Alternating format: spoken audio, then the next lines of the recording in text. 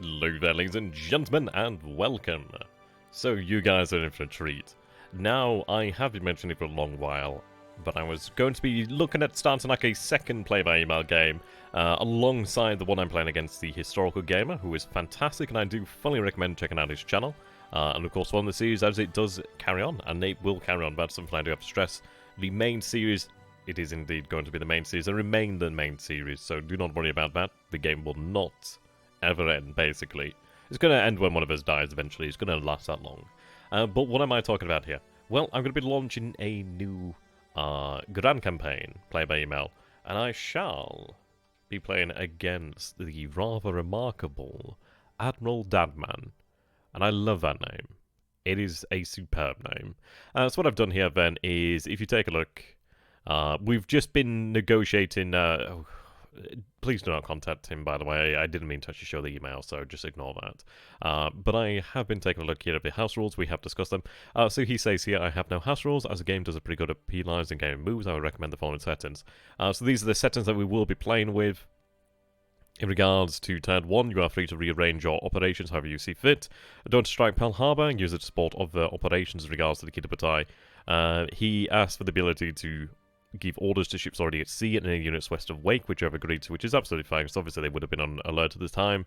There we go. We later did discuss, I did ask him in regards to, like, troops marching out from China.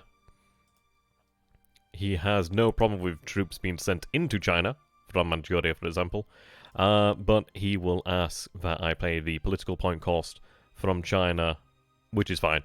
So again, please do not contact him. He's very nice. But how V series is going to work here then in respects to, like, obviously the POV that you're seeing here on YouTube. I will be streaming my turns very much the same as I do versus the Historical Gamer. However, Admiral DadMan will not be doing anything like that. I do not believe he will be doing an AAR.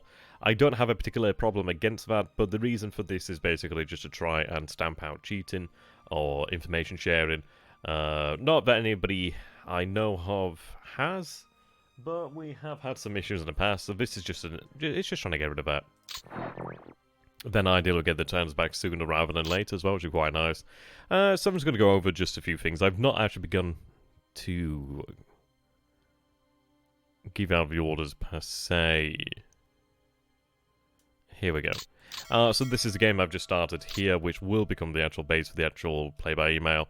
And what I wanted to do really is just talk about what will be the Japanese war the war goals, I should say. We'll get into this in a second. Now, Admiral DadMan, from what I've been told, is a very, very experienced player, so we do need to recognise that. Look at this, ladies and gentlemen. December 7th, 1941. What a time. What a time to be alive. It's been a long time since we started thinking like this organised. Yeah, just look at that. There's no red dots all over the place. But indeed, what I will be doing here then is going for very realistic war goals, really. As far as I'm concerned, he has given me the option to actually use the Kitabatai to strike at other targets. However, I will still go for a strike against, not Midway, I will still go for a strike against Pearl Harbor. The reason for this is I just can't see... Whoops.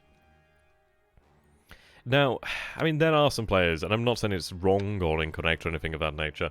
There are some players who use the Kitabatai to strike against Manila, or the harder to try and destroy the submarines that are in Portland and Manila. There's other plays as well that probably could be attempted.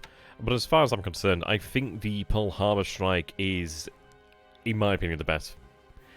It makes sense. True, in a... looking back with context, ultimately it doesn't look like it was that effective. But then again, it is not something I would like to do to allow an experienced player to actually retain control of these battleships. They are formidable. They're not terribly great. I mean, obviously there will be greater battleships that do come into the American order battle later in the war, but I still do not want them to have ships afloat of such capabilities. Who knows where they might be employed, and this is it. This is going to be a player who will use them, and if we give him an inch, he will take a mile of said string and indeed strangle us with it. So I'm not going to give him that opportunity, and I just can't help but think that we do need to have the Kitabatai in the Pacific to stake our claims. As to how we'd use the Kitabatai in the future, that would be really rather up to what our goals are at the time. But I will be looking to strike against Pearl Harbor. Possibly, there's no rules against a second strike, nor no rules against CV hunting. So I think what we'd potentially do then is... I may linger for the second strike, but I would have to contemplate that. I think it's one of these of a second strike against Pearl Harbor is all well and good. But the thing is, we will be playing with the December 7th surprise rule, so I think the first day is obviously always going to be the best day. I may only just limit it to a single day strike there. I think then what I probably look to do is actually potentially possibly look for one of the American carriers. I'm not too interested in particularly hunting them. If I get a report of them, or if we do run into them, that would be great. But it's one of these. I do not want to go all out over here, basically. The USN is still a threat. And I think if we are complacent, then we would be vulnerable. I don't want to really throw air power against the islands over here, against these bases. On the first day, we can do due to the surprise rules. But afterwards, I don't think it's really particularly worthwhile to hit these actual installations on these islands. Especially as the American air power will recover, though it might be decimated, it is still going to be there. There's still going to be American warships here, surface ships. And the thing is, he may be willing, I mean, this is it, he's going to be far more willing to lose ships and far from being fazed by such things as well. He may decide to trade a few surface ships in an attempt to try to get close to us, so I don't want to give him the other option, really. I think the moves that I would make is, we do have these, let's see, is it this one? No, it's not this one, but basically task force is marked with an asterisk, I think it is, yes, this sign over here. These are the magic move task forces, so I believe they can move up to 20 phases worth of movement. It's something ridiculous, but yes, they can move very, very quickly on the first turn. Basically to simulate the Japanese surprise landings. So I believe what I would probably do then is, if we take a look over here, we do have the Patani second wave over here, which is comprised of about just shy of 10,000 men there. Well, just shy of about 8,500 men there. I think what I would look to do then, and I could reorganize as well, how it works on the first day with the December 7th rules is, so for example, all these task forces over here, so if they were empty, what I could actually tell them to do is load troops up, and then merge with that task force there. So what would happen then, as they're going to merge with that task force, they use some of the movement that would be spent, so some of those phases of movement and operations, they would instead be spent on actually loading troops, so you can actually use it to actually pick up a lot of troops and move them elsewhere across the Empire, which is rather interesting. I think what I would be looking towards doing then is potentially having a magic move task force and possibly move into this area. And I would look, I think this is the area I would be looking towards actually trying to achieve. It is going to take some planning, it's going to take some time to figure out how I'm going to order the order of battle. I don't believe I will be doing it all on stream due to the length of time, and I do want to really go through this and try to really perfect what I want to do. I will stream this occasionally, and we will go through it, and I will review things, and you guys will be able to see. And then once we get started, then it'll be like the normal series, so it'll be really interesting. But I think what I'm going to be doing then is prioritising the Duchy Indies much more so than I did in the original series, and this is due to the fact of Spears now coming into play. There's some very nice bases out here. I think, yeah, Manadao would probably be the first port of call there, really. The reason is the garrison here isn't very large. It gives us access to a level 2 port and level 3 airfield. And the thing is, this is not too far away from Babardoir. And if we take a look over here, then Babardoir is only 16 hexes away from Manadao.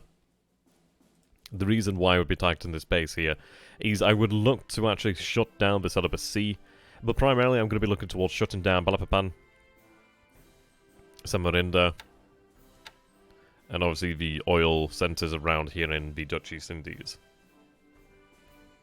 What I envision doing with the actual submarines over here. Now we do begin actually, and I'm going to actually input these as orders, as this is what I would be likely to do anyway.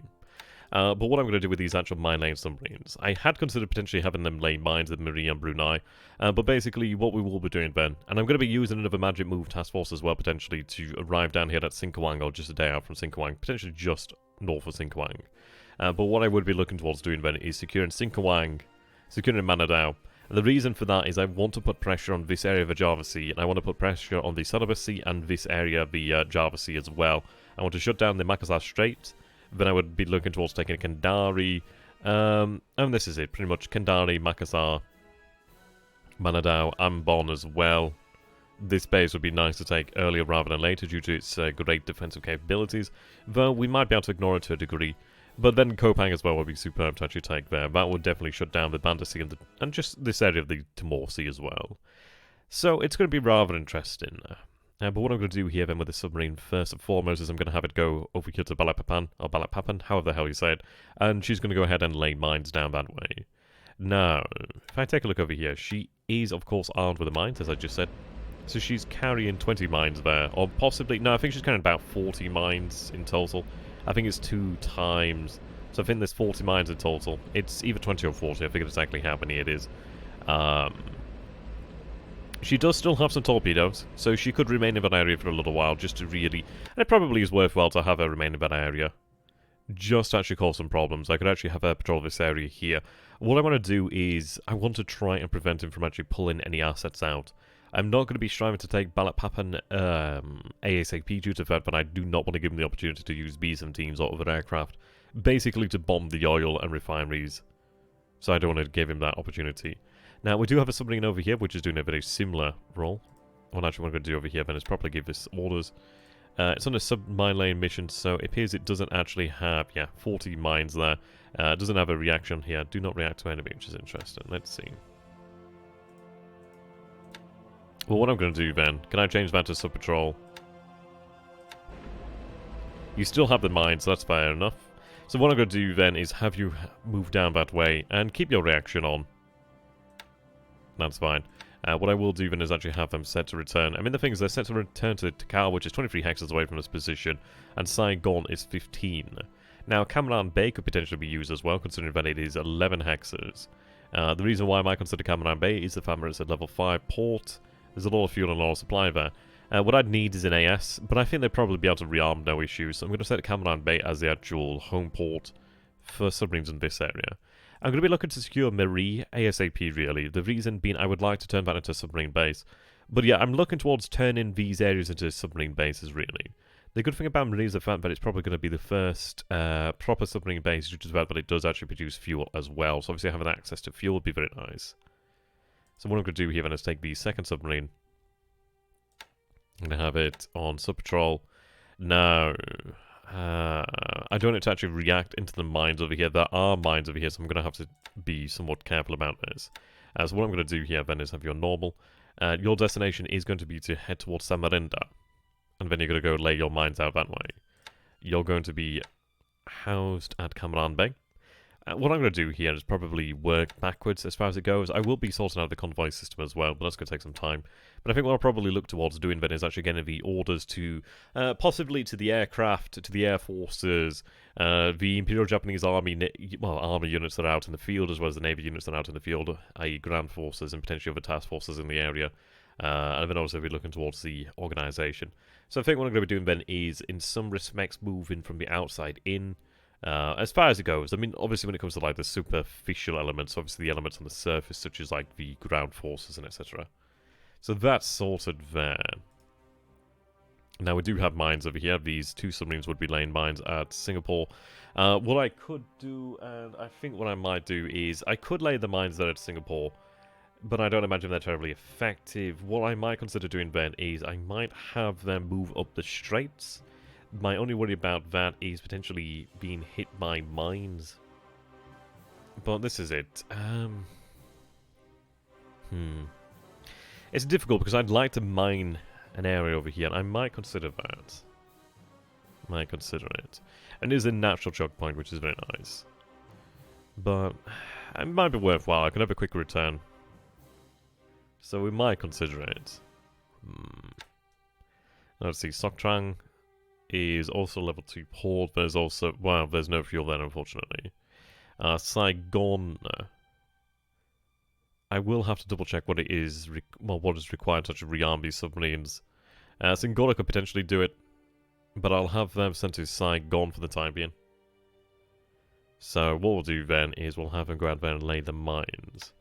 But what I would consider doing then is actually have them. It's about this area here. I think it's either 4982. Let's see. There is a hex here where they have to pass through. Yeah, so these are only single hex wide in width. Ah, that one might be the... Yeah, that would be it. 4881 potentially. Or even 4982. That could be a little bit too far up there. I might consider that. It is, well... Actually, no, it's one of these. I think I might look to mine this area more so. I mean, it could be worthwhile doing that, because I'd be able to return then and come back with more mines. But I think what we'll do then is we'll mine this area first and foremost, and then I can return and do the mine lane over here if so required. I mean, once I get the air power over here and get air power over this way. So the thing is, I could set up air power to actually attack in this area as well, so that's something to bear in mind. So I think we'll go and mine the area to the south then. Now what I'm going to do then is have them on sub-patrol. The reason being, well, if they find something heading that way, then that'd be quite good. I could set them to react. Which is somewhat risky near the mines of Singapore. But we could see a Force Z moving around this area. But then again, I imagine he'll probably pull Force Z back. I think Force Z is somewhere in this area over here. So I might be able to use my submarines. But the thing is, he's probably going to be able to pull back in that time there. I could even leave these two submarines here to try and catch the Force Z on its way out. If it indeed does retreat. But it's an interesting situation, really. How would he utilize the Force Z? So it might be worthwhile placing mines here just so he doesn't pull out with a Force Z immediately. But it's one of these things of, well, who's to say he even does that? It's one of those of, is it worthwhile? I need to try and think of where the most shipping is going to be headed. And I think in some ways I'd rather actually have mines on the areas where I can't reach rather than the areas that I could feasibly reach. So I think we'll go with that in mind. So I think I'll mine Osthaven. And then mine Merrick as well. I'm going to leave the reaction off at the time being until we are past this area and past the mines. I don't really want to react into Singapore's minefield, really. That's my worry. So I'll have them similarly set to return to Saigon.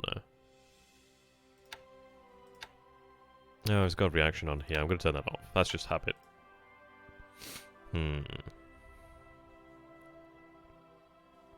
So these mines will give orders to later. I'm going to probably do some work on this offline as well. Off camera, I suppose you could say. And then, yeah. As far as we go, the most outlandish thing I'm going to be doing then is basically looking to move into the Dutch East Indies, at least this area of the Dutch East Indies, as quickly as possible. What I will be looking at doing as well is, let's see, so we have Tayo over here. We do have, let's see. So this is indeed a magic task force as well. This force can actually move very, very quickly. So Ryujo. So the thing is, this is underutilized by heading to Samar. The thing is, I don't need the Ryujo over there. This is also a magic task force, so we do have lots of opportunities over here as well, which is very nice. But I believe what I will be looking towards doing is actually having the Mizuho and Chitose actually return to Japan so I can use it for training our air power, training our pilots really. Just basically kickstarting pilot training from the very start there, really. Which would be nice. Now, as far as it goes for assets in this area, we do have some Japanese Naval Guard, but if I take a look at the actual ground forces here, I do have the 146 Tanker Regiment. Now, the rest of this unit, then, is on board transports over here. And they're headed for Malaya. So the thing is, it's what I might do here, then, is look at what assets are required to form divisions and where.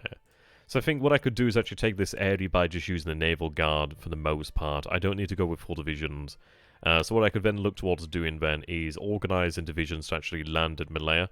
And I'm not going to be going for the immersing Gambit. I think it's one of those of he's going to be too good of a player to take that much of a risk. I'm going to be very cautious in this area and make sure every task force is escorted if possible. And if required, make sure every bombing run is escorted as well. Just basically always be on guard. And just don't give him the ability to strike us, because he will take that in mind and he will use it against us. So we can't do that. But what I'll have to do then is look at the order of battle and figure out how I can get the divisions over here. And because, for example, we do have the Guam invasion force over here. Now, there's no magic move task force, but what I could probably do then is potentially have it merge with one of these magic move task forces, possibly.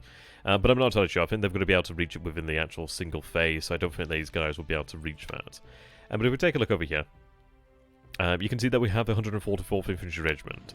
Now, the 144th is able to form part of a division. I think it forms part of the 59th Division. I can't remember exactly which one it is. But I think its forces are around here somewhere. They might already be loaded, to be fair. But basically what I'll be looking at doing then is try to assemble additional divisions over here. I might even look at... so what we're going to have then. So let's take a look at what we have in Indochina. Okay. Aviation over there. Right. Imperial Guard is over here then. Yeah, so the 112th Regiment, yeah, 55th Division is that it.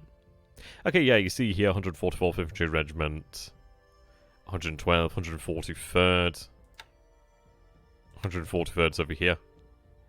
So we have some elements that are going to be moving over via actual, well, transport via the sea. Other elements are going to be railed down here as well to form that division. But basically what I would like to do then is take the actual Guam regiment over here and have it move down this way. The thing is with Guam, the Guam detachment, yeah, the Guam invasion force. The thing is with Guam isn't... It's only got one unit on as far as I'm aware. It's not hard to take. A naval guard unit is pretty much overkill to take that area. So I'm not going to be taking Guam within the first few days. I'd probably take it by the end of the first week, because it really doesn't particularly take terribly... Well, it doesn't terribly... It doesn't take much, is what I'm trying to say here, really. Yeah, even the 5th Base Force could probably take it, due to the fact that it actually does have some SLF squads in there. Whether or not I'd actually send that unit is unknown, but you take a look over here, like a Bardwab. And there's forces from Bardwab that could probably take that without any real issues. But yeah, there'll be forces around. I'm going to have to figure out the order of battle and figure out where I'm going to draw these forces from. And really give a justification as to why. But yeah, you take a look at the 2nd Independent SLF company over here. That's 50 Navy. That's probably, yeah, I would say that'd be sufficient to actually take the island of Guam. A couple hundred men, take it, then I'll move a base force over there, potentially, or even a Koi, and just start making use of it. But yeah, as far as it goes, I mean, this is it. Would I have been taking Tarawa? That's an interesting one. I don't think I'd be striking out to take Canton and Baker so eagerly, because I think this is it. I think things like that could probably be defeated quite quickly.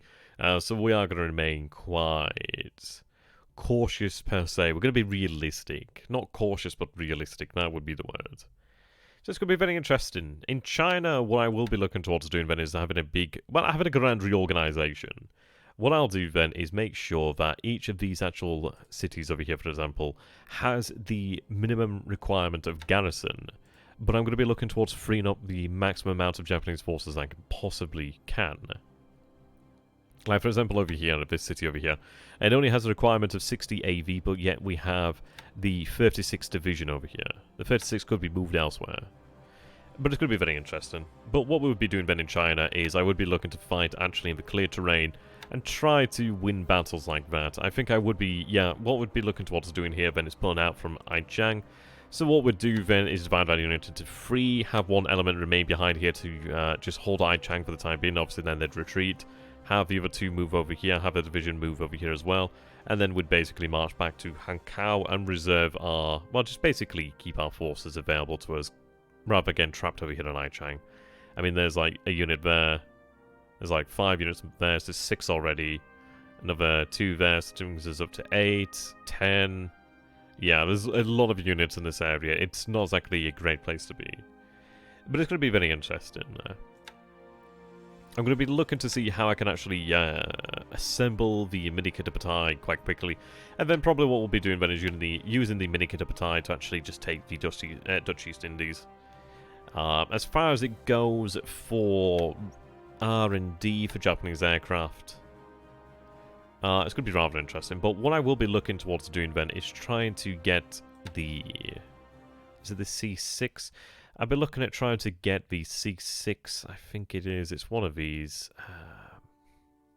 Might not be the C6, actually. There is a carrier-capable Japanese reconnaissance aircraft that is very attractive.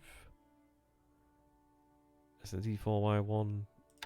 I can't remember exactly which one it is now. I'd have to double-check and actually go over the R&D. But ultimately, what I'm going to be looking towards actually securing financial production would be the KI...